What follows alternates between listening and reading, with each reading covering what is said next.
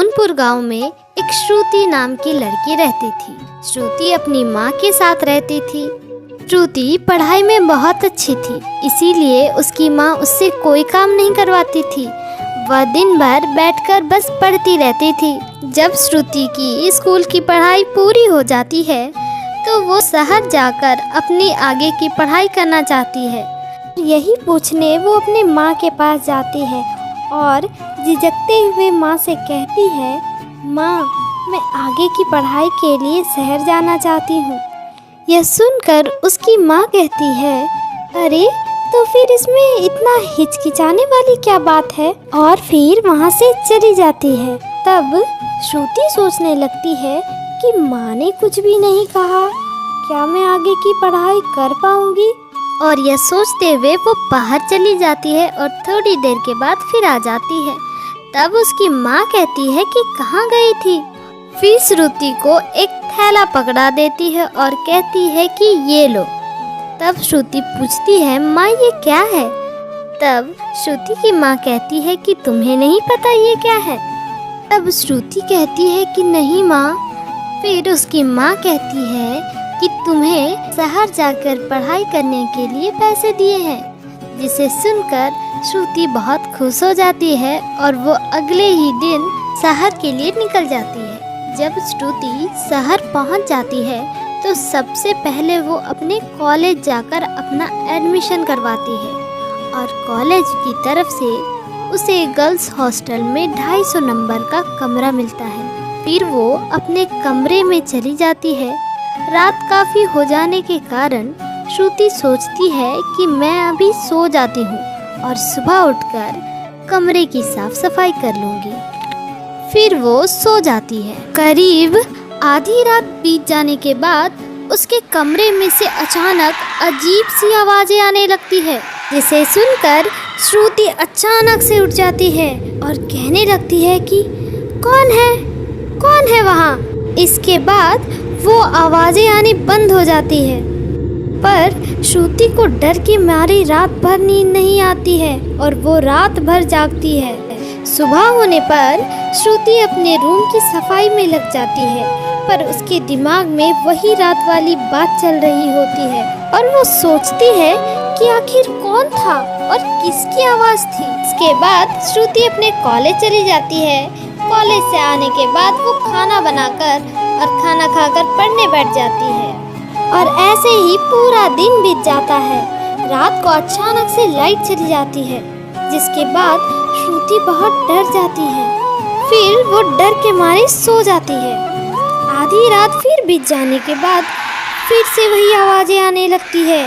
फिर नेहा आवाज़ सुनकर जग जाती है और डरते डरते फिर पुकार लगाती है कि कौन है, पर अंधेरे के कारण उसे कुछ दिखाई नहीं देता है और वो पूरी रात वैसी जगी रह जाती है और सोचती है कि कब सुबह होगी और मैं यहाँ से बाहर जाऊँगी।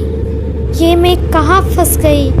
सुबह होने पर नेहा हॉस्टल के मालिक के पास जाती है और कहती है कि सर, मुझे अपना कमरा बदलना है, आप मुझे कोई और कमरा दे दो, क्योंकि उस कमरे में रात को अजीब अजीब आवाज़ें आती है।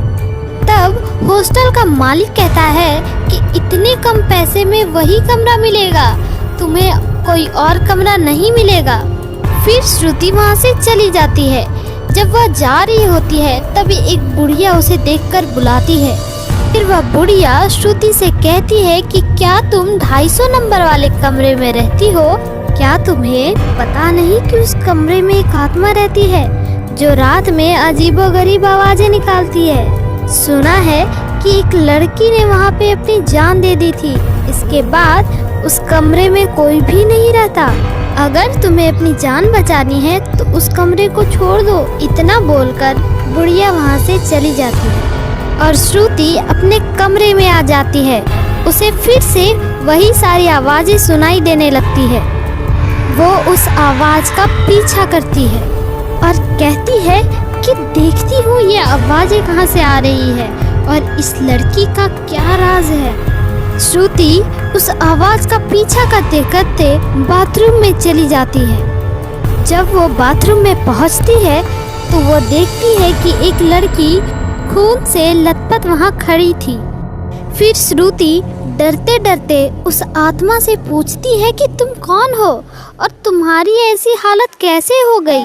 यह सुनकर वो आत्मा रोने लगती है और कहती है कि मैं भी तुम्हारी तरह शहर पढ़ने आई थी और मुझे भी 250 नंबर का कमरा मिला था, पर इस हॉस्टल के मालिक ने मेरे साथ गलत किया।